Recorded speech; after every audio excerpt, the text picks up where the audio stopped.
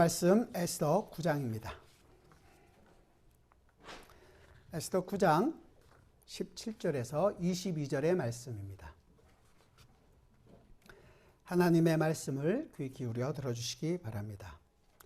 아달월 13일에 그 일을 행하였고 14일에 쉬며 그날의 잔치를 베풀어 즐겼고 수산에 사는 유다인들은 13일과 14일에 모였고 15일에 쉬며 이날의 잔치를 베풀어 즐긴지라. 그러므로 시골의 유다인 곧 성이 없는 고을고을에 사는 자들이 아달월 14일의 명절로 삼아 잔치를 베풀고 즐기며 서로 예물을 주더라. 모르드게가 이 일을 기록하고 아하수에로 왕의 각 지방에 있는 모든 유다인에게 원근을 막론하고 글을 보내어 이르기를 한 규례를 세워 해마다 아달월 14일과 15일을 지키라. 이달 이 날에 유다인들이 대적에게서 벗어나서 평안함을 얻어 슬픔이 변하여 기쁨이 되고 애통이 변하여 길한 날이 되었으니 이 두 날을 지켜 잔치를 베풀고 즐기며 서로 예물을 주며 가난한 자를 구제하라. 아멘. 에스더서 마지막 오늘 이제 결론을 내릴 그런 날입니다. 원래 결론이 쭉 이어가려면 쭉 기승전결이라는 것이 쭉 있잖아요. 그런데 오늘은 그 기승전결을 다 따라가지 않고 이렇게 생각하시면 좀 좋을 것 같아요. 드라마를 보면 드라마의 그 하이라이트만 쭉 연결해서 이렇게 연결해도 어느 정도 그 맥을 아시잖아요. 그런다고 생각하시고 전체 줄거리 흐름을 한번 우리가 머릿속에 두면서 결론을 내려고 합니다. 에스더의 강한 주제는 사실은 하나님의 섭리에 대한 부분입니다. 제가 첫 시간에 말씀드린 것처럼 이 에스더서에는 하나님이라는 단어가 나오질 않아요. 말이 나오지 않지만 그 하나님의 이름을 숨기시면서까지 하나님께서 어떻게 하나님의 백성을 이끌어 가시고 인도하시고 그들에게 은혜를 베푸시는가를 우리는 이 에스더를 통해서 볼 수 있습니다. 하나님의 이 섭리 안에서 우리가 지금도 생활하고 있다는 것을 깊이 기억하셔야 되는 거죠. 또 하나는 오늘 우리가 읽었던 절기가 나오잖아요. 이 부림절이라는 이 절기가 어떤 의미를 가지고 있으며 하나님께서 이 절기를 왜 우리에게 허락하셔서 이스라엘에게 허락하셨죠. 하지만 그것이 우리가 어떻게 바라보고 우리는 이 절기를 어떻게 경험하고 살아가야 하는가, 이 부분에 대한 것들을 한번 살펴보려고 하는 것입니다. 에스더서를 전체적으로 여러분들이 그림을 머릿속에 한번 쭉 다 읽어보셨으면 아쉽지만 한번 쭉 따라오셨으면 좋겠어요. 처음에 아시는 것처럼 자신이 유다인이라는 것을 숨기면서까지 왕위에 오르잖아요. 그렇죠? 왕위에 오르게 된 이 에스더. 그리고 그때 당시만 해도 이제 궁에서 수산성에서 일하고 있었던 모르드게, 사촌 관계였던 이 모르드게의 관계도 숨기고 왕후가 되었어요. 왕후가 되었으면 이제 보면 이제 그의 인생은 모든 것이 꽃길이구나라고 생각될지 모르지만 우리가 본 것처럼 왕이 찾지 않는 왕비는 아무런 힘도 없었죠. 30일 동안이나 왕이 찾지 않는 그런 상황에 있었던 이 에스더였습니다. 그럼에도 불구하고 그에게 이제 유다인들이 죽게 된 상황에서 에스더는 과감하게 왕에게 나가는 일들을 하게 됩니다. 이 일들이 가게 되는 걸 보면 에스더나 모르드게가 사실은 하나님의 백성으로서 담대하게 믿음을 가지고 나가기보다는 인간적인 어쩌면 그 심장이 쪼그라드는 그런 느낌을 가지고 살아왔던 사람이라는 것을 알 수 있죠. 어떻게 보면 굉장히 좀 쫌스럽고 왜 담대하지 못할까라는 생각들을 갖게 하는 부분입니다. 왜 당당하게 유다인이라는 것을 얘기하지 못할까? 왜 내가 우리 가족이라는 것을 얘기하지 못할까? 불이익이 두려웠기 때문이겠죠. 여러 가지 잘못될까 봐 두려운 것들이 있는 거죠. 그것 때문에 얘기하지 못하는 그런 상황 속에서도 하나님께서는 하나님의 일을 이루어 가시더라는 것입니다. 한편으로 보면 에스더가 이제 왕후가 되었으니까 그에게는 성공의 길이 보장되어 있고 모든 것이 잘 될 것이라고만 생각되었지만 그러지 않았습니다. 바로 그에게 어려움이 찾아오게 되는 거죠. 그렇게 에스더가 이 왕후가 된 사건을 기리는 마지막 2장 마지막에 아주 굉장히 재미있는 부분이 있어요. 모르드게가 내시들이 반란을 꾀는 아하수에로 왕을 죽이려고 하는 반역을 꾀는 것을 우연찮게 듣게 되고 그 얘기를 에스더에게 얘기합니다. 에스더는 왕에게 그것을 얘기하고 반역을 꾀했던 사람들을 이제 처리를 하게 되는 것을 보게 되죠. 그렇게 되면 이제 바로 모르드게도 높은 자리로 올라갈 것을 당연히 꿈꾸는 것이 맞음에도 불구하고 그렇지 않죠. 우리가 생각하고 있는 상황들은 에스더도 그렇고 모르드게도 그렇고 전부 다 성공 가도를 가는 것이 맞는 상황인데도 그렇지 않은 거예요. 왜냐하면 하나님께서 아직까지 하나님의 일을 하나님의 시간에 이루시기를 원하고 계시기 때문에 그 때가 이루지 않았기 때문인 것이죠. 우리가 생각하는 때와 하나님께서 이루려고 하시는 때는 분명히 차이가 있습니다. 우리는 그러지 못하고 계속해서 우리 것을 요구하고 우리 것대로 되기를 바라고 하나님께 때를 쓸 때가 많지만 하나님은 우리의 그 때 쓰고 하나님께 막 매달리는 것보다 하나님의 시간에 그 일을 이루어 나가십니다. 성공적으로 보이는 그 일들, 그러나 그때가 아니었던 거죠. 오히려 적으로 보이는 하만이 더 성공하게 되는 것들로 나오게 됩니다. 좋아 보이죠. 왕후가 얼마나 좋습니까? 그러나 그것이 아무런 쓸데없다라는 것을 오히려 하만의 성공을 통해서 하나님께서는 보여주시는 거죠. 하만이라는 이제 앞으로 나오게 될 적의 모습인데 유대인들을 죽이려고 합니다. 죽이려고 하는 가장 큰 이유는 이거였죠. 많은 사람들이 하만 자기에게 절을 하는데 모르드게만 절을 하지 않는다는 거예요. 근데 이 모르드게가 유다인이라는 거죠. 그래서 유다인들을 전부 다 죽이겠다.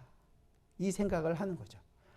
우리의 생각은 이런 거예요. 이제 에스더와 모르드게가 굉장히 성공 가도를 갈 것이라는 것에서 반대로 세상이 우리를 탄압하고 억압하고 핍박하는 일로 나타나게 된다는 것입니다.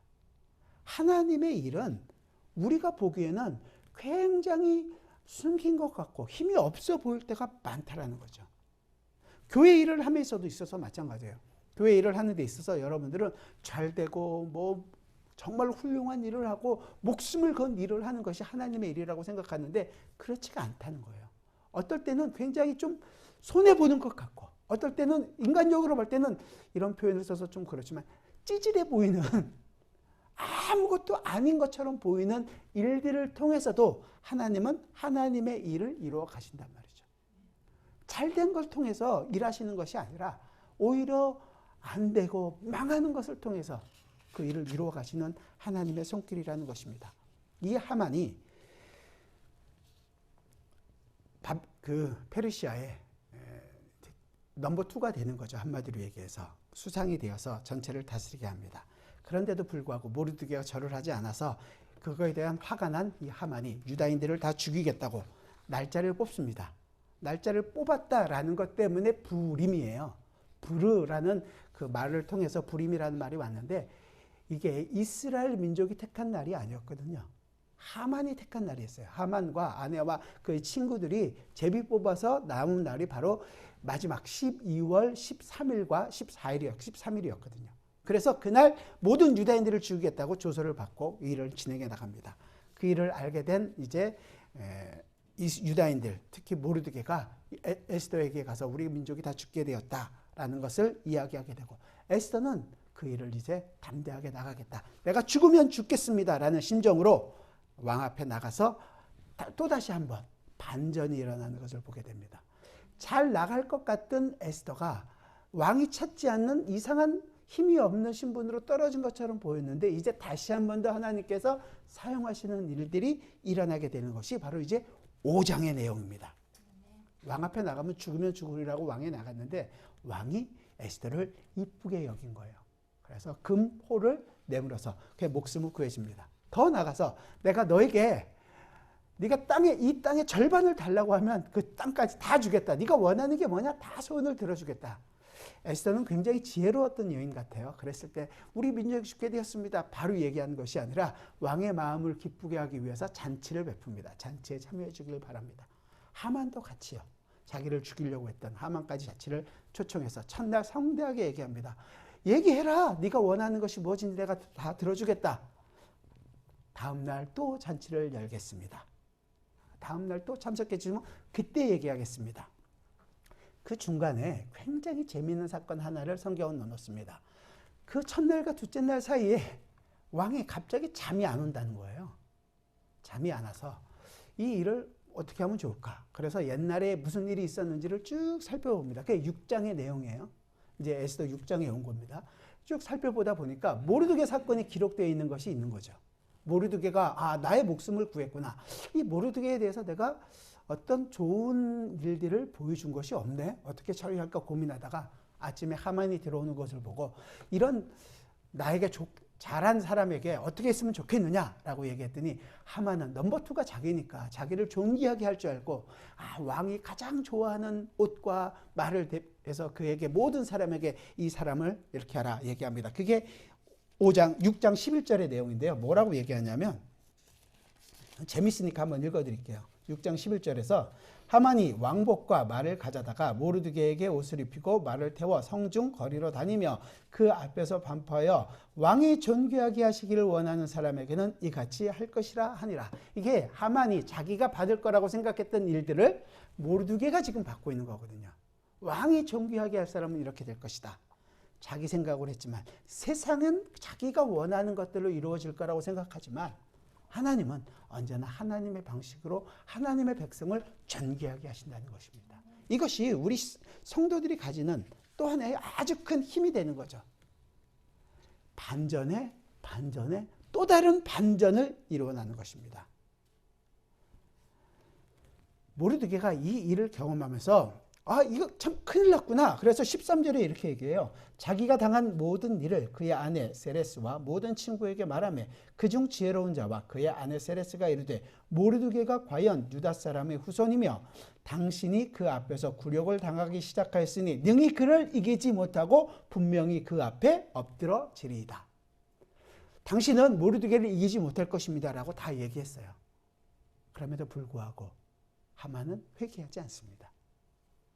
그 옛날 애굽 땅에서 바로의 마음이 강팍하여져서 이스라엘을 놓아주지 않은 것처럼 더 고된 노동을 시키고 더 힘들게 만들었던 것처럼 세상은 결코 자기가 가지고 있는 생각을 바꾸지 않습니다. 오히려 더 좋은 것, 더 자기들이 잘해서 믿는 사람들, 성도들을 탄압하려고 하고 너희들이 잘못됐다, 우리가 잘못됐다라는 것을 증명해내려고 합니다. 회개하지 않는다는 것이죠. 아직 그렇게 얘기하고 있을 때 왕의 내시가 에스더의 잔치에 그를 데려갑니다. 두 번째 잔치에서 이제 하만이 무너지는 것은 어느 정도 됐지만 원래 가지고 있었던 이스라엘 백성이 몰살당할 위험에 처해 있는 그 원리는, 그 문제는 해결되지 않았거든요. 어느 정도 근처에 가는 것처럼 보이지만 아직 결론이 나진 않았어요. 그래서 에스더는 왕 앞에서 담대하게 얘기합니다. 이제 그게 7장의 내용입니다. 우리 민족이 죽게 되었다. 근데 그 모든 일을 꾸민 것이 바로 이 하만이다. 왕이 화가 났죠. 자리를 박차고 나갑니다. 그러니까 이 하만이 갑자기 새파랗게 질려갖고 에스더를 붙들고 막 이제 애걸복걸 하는 거죠. 살려달라고, 목숨을 살려달라고. 그러면서 에스더가 앉아야 되는 자리에 올라 있는 것을 멀리서 왕이 보게 되는 거예요. 아니, 저것이 드디어 내 아내까지도 탐하는구나. 그 자리에서 죽여야겠다라고 생각을 하는 거죠. 그리고 죽여야겠다, 죽여라! 라는 것들을 결정을 하고 났더니 바로 그 자리에 뭐가 있었냐면 하만이 모르드게를 죽이기 위하여 만들어놨던 그 장대가 있었거든요. 그 장대에 하만이 달리게 되는 것입니다. 하나님의 이 섭리라는 것은, 일하심이라는 것은 세상이 우리도 도저히 이해하지 못하는 방법이라는 거죠. 세상이 가장 훌륭하다고 생각하고 있고 자기의 힘으로 모든 것을 할 수 있다고 생각했던 그것을 통하여 하나님은 하나님의 일을 이루어 가신다는 거예요. 하나님의 대적들을 그 자리에 매단다는 것입니다. 세상은 예수 그리스도를, 하나님의 아들을 우리가 죽였다라고 생각하는 바로 그 십자가라는 그 자리를 통해서 하나님께서는 우리를 구원하시기를 기뻐하셨다는 것입니다. 우리는 더 이상 그 십자가를 보며 그게 영원한 징벌의 형태이고 우리에게 형벌이 주어져서 너무도 끔찍한 형벌로 맞아 죽는 것이 아니라 바로 그 십자가를 통하여, 세상이 끔찍하다고 생각하는 그것을 통하여 우리는 구원을 얻는 것이고 새로운 생명을 얻게 된다는 것입니다. 그 역전이 지금 일어나고 있는 것이죠. 하만은 그렇게 자기가 준비했던 장대에 자기의 목숨을 목숨을 잃게 됩니다. 이것이 지금 구약에서 이루어지고 있는 상황이기 때문에 구약은 실질적으로 하나님의 나라가 이 땅에서 임했다라는 것을 눈으로 보여주는 역할들이 반드시 필요하거든요. 그래서 아브라함도 모세도 뭐 부자였고 오래 살고 어떤 힘을 다윗도 이런 것을 통해서 하나님의 일이 이루어져 있는 것을 보는 것처럼 모르드게에게 모든 권력과 그 하만이 가지고 있었던 지위와 부들이 다 주어지게 되는 거죠. 모르드게가 명실상부한 이 페르시아의 제2인자가 되는 것입니다. 결국에는 하나님의 심판하시는 종말의 때가 이루게 되면 모든 영광은 하나님의 백성들이 함께 누리게 될 것입니다. 우리는 그것을 바라보고만 있는 것이 아니라 지금도 그 영광을 누리고 살아가는 자라는 것입니다. 아직까지 마지막에 있는 그 한 가지 내용은 바뀌질 않았어요. 왜냐하면 이 왕이 조소의 왕의 반지에 도장을 찍어서 전국에 보내는 이 조서는 한 번 내린 조서는 바뀔 수가 없었거든요. 유다인들을 다 죽여야 한다는 그 조서가 바뀌지 않는 것을 어떻게 해결하느냐? 또 다른 조서를 내리는 거죠. 뭐냐면 유다인들은 스스로를 방어할 수 있다. 자위대를 형성할 수 있는, 자기를 죽이려고 하는 사람을 우리 스스로 막을 수 있다. 그런 권한을 내린 것입니다. 급히 내려서 다시 그 왕의 도장을 찍어서 전국에 보이는 거죠. 유대인들은 그래서 자기를 죽이려 오는 사람들을 여기 보니까 12월 13일에 그들을 다 잡아 죽였다. 300명 그리고 다음날 500명 이렇게 죽였다고 나와 있습니다. 이제 이스라엘은 유대인들은 그들은 목숨을 건지게 되었고 이제 그들을 죽이려고 계획했던 모든 사람들은 도리어 다 죽임을 당하게 된 것이었습니다. 그리고 그날을 기념해서 12월 13일과 14일 수산성 이외에 성이 없는 흩어져 있는 사람들에게는 13일이었지만 수산성에는 14일까지 그래서 이 14일과 15일을 절기로 지키라고 부림절이라는 것이 나타나게 된 것을 보게 됩니다. 유대인들은 자기들이 죽을 것인가 죽을까 봐 굉장히 두려웠던 그것에서 오히려 하나님께서는 그 날을 이스라엘을 대적하는 자들을 다 죽이는 날로 삼게 하셨다는 것이죠. 그 하만을 포함하여 하만의 10 아들도 똑같이 죽게 되었고 그 장대에 달리게 되고 그들을 대적했던 많은 사람들 500명이나 되는 사람들을 다 죽게 함으로 말미암아 이스라엘이 어떻게 하나님께서 지키고 하나님의 백성들을 이끌어 가시는가를 우리는 보게 되는 것입니다. 그러면서 이 부림절이 나타나게 되고 마지막 10장에 가서는 이 내용이 이렇게 기록되어 있다. 아하수에로 왕이 그의 본토와 바다 섬들로 하여금 조공을 바치게 했다. 왕이 굉장히 이제 안정된 통치를 하기 시작되었다라는 것을 이야기하고 왕의 능력 있는 모든 행적과 모르드게를 높여 존귀하게 한 사적이 메대와 바사 왕의 일기에 기록되어 있지 아니하였느냐. 결국은 모르드게가 이 모든 일들을 잘 성실히 수행했다는 것을 통하여 이 모든 에스더서를 마무리하게 되는 것을 보게 됩니다. 모든 것이 해피엔딩으로 끝나게 되는 거죠. 아, 그렇게 해서 모르드게와 에스더가 행복하게 살았더라. 이것이 에스더의 주제가 아니라 하나님께서 하나님의 백성을 이렇게 이끌어 가시는 거구나. 하나님의 절대 주권 하에 있는 하나님의 백성이 비록 이방 땅에 살아가고 있지만 그 이방 땅에서 그 대적들의 손으로부터 구원을 받아 오히려 더 존귀하게 하시는 그 하나님의 놀라운 손길이 있다라는 것을 우리는 보게 됩니다. 그리고 새로 생겨난 이 부림절이라는 절기를 통하여 이스라엘이 제2의 해방의 감격을 경험할 수 있는 기쁨을 누리게 되는 것이죠. 우리가 지금 본 것처럼 쭉 진행해 계신 것을 여러분 머릿속에 있다면 반전에 또 다른 반전이 있다는 것을 알게 됩니다. 이것을 통해서 우리는 성도들에게 지금 우리가 살아가고 있는 우리에겐 몇 가지 중요한 신앙적인 명제들이 있다고 생각합니다.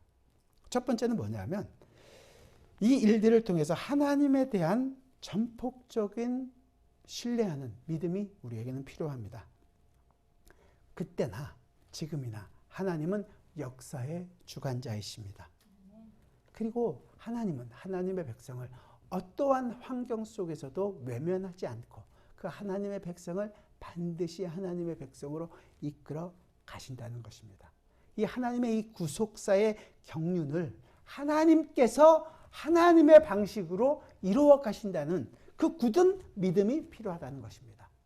그 일 속에는 어쩌면 우리의 자존심을 멍거리 무너지는 일들이 있을 수도 있습니다.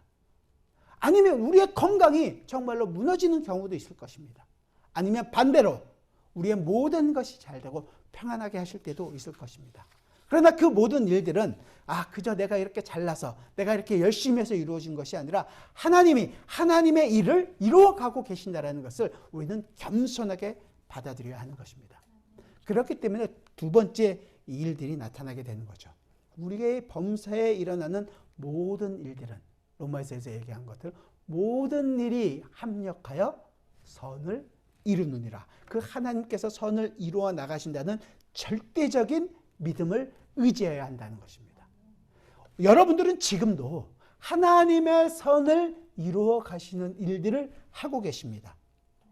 여러분이 형편이 어떠하든지 저는 다 알지 못합니다.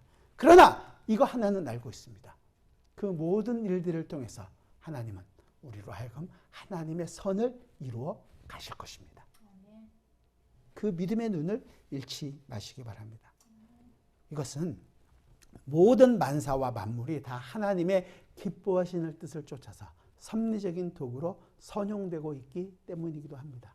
그래서 로마서 11장 36절에서 이렇게 얘기하죠. 이는 만물이 주에게서 나오고 주로 말미암고 주에게로 돌아갑니다. 그에게 영광이 세세에 있을지로다. 우리의 고백이길 바랍니다. 오직 하나님께 영광을 그분의 뜻에 내가 오늘도 살아가고 있다는 것을 기억하시기 바랍니다. 마지막 세 번째로 하나님의 성취의 때를 기다리는 우리에게 인내의 믿음을 요구하고 있다는 것입니다. 우리는 언제나 성급해요. 빨리 이 일이 됐으면 좋겠습니다. 하나님, 이게 하나님의 뜻이 아닙니까? 그러나 하나님은 하나님의 시간에 하나님의 일을 이루어 가십니다.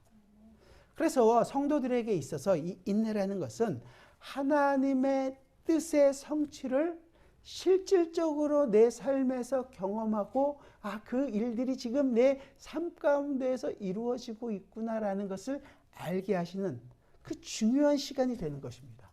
그저 참고 기다리면 반드시 하나님께서 내 인생에 짠 하고 해뜰 날을 만들어 주실 것이다 라는 것이 아니라 실패하더라도 아니면 모든 것이 다 없어지더라도 그 과정 속에서 하나님은 나를 하나님의 백성으로 만들어가고 계십니다.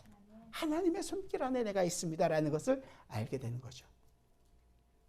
하나님은 하나님의 계획을 우리가 살고 있는 역사 속에서 시간을 섭리적인 도구로 사용하셔서 그 가운데서 이루어 가십니다. 여러분의 생애는 따라서 하나님의 섭리의 장중에 붙들려 있습니다. 하나님께서 우리의 인생을 가장 아름답게 만들어 가실 것이에요. 저는 이걸 준비하면서 참 기분이 좋더라고요. 입가에 미소가 싹 살며시 스며들며 어떠한 속에서도 내가 다시 한 번 더 일어날 수 있겠구나 라는 것들이 좀 힘이 되던데 여러분에게도 힘이 되기를 바랍니다.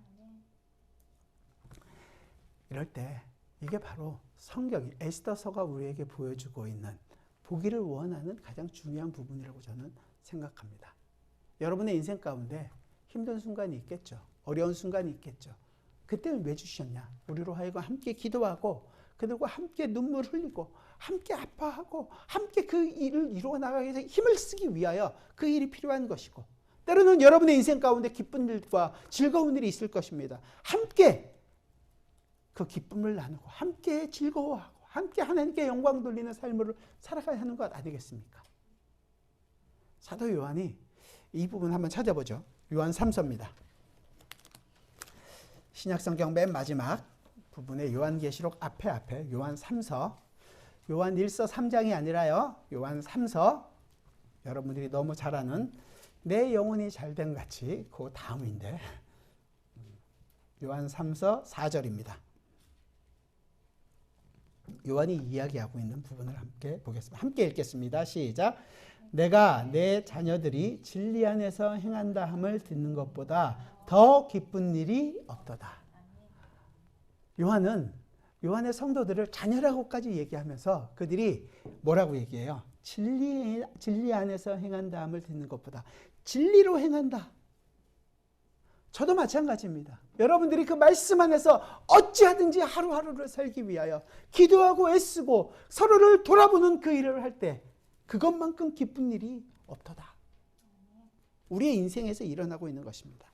성령 하나님께서 여러분의 각각의 은혜를 베풀어서 우리로 하여금 이 부림절이라는 것을 왜 주셨는지 그 부림절에 대한 참된 의미를 여러분 속에 마음속에 깊이 알게 하시기를 원합니다.